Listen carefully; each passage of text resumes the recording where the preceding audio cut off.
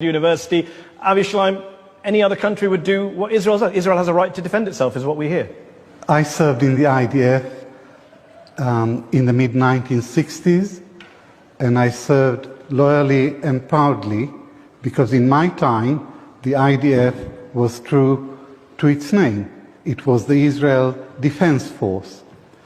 But after the June 1967 war, everything changed. Israel became a colonial power, and the IDF became the brutal police force of a brutal colonial power.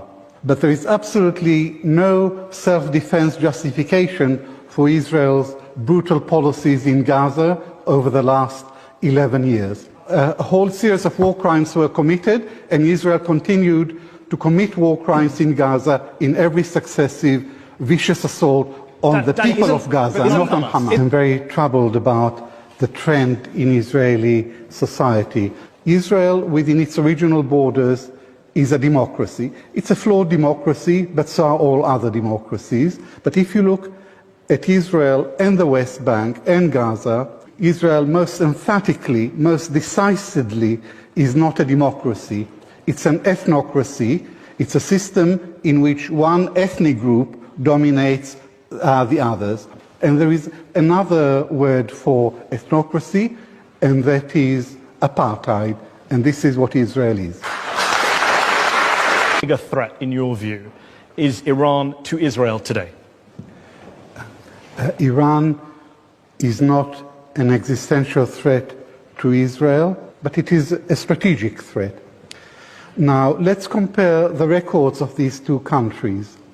Iran has never attacked a neighbor. Israel has repeatedly attacked its neighbors. Iran signed the Non-Proliferation Treaty. Israel has refused to sign. Iran submits to inspection by the International Nuclear Energy Agency. Israel refuses to submit. Iran has no nuclear weapons.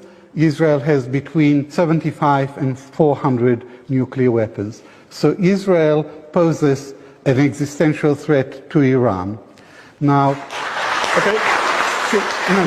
okay, briefly, and then I have one more point to make.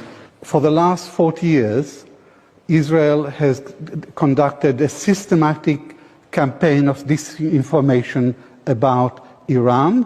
Why the lies? Why the double standards? Why the hypocrisy? Professor Shlaim, can you say this in a straight face? I cannot believe it. If you look into details, Israel, right, has been in existential threat ever since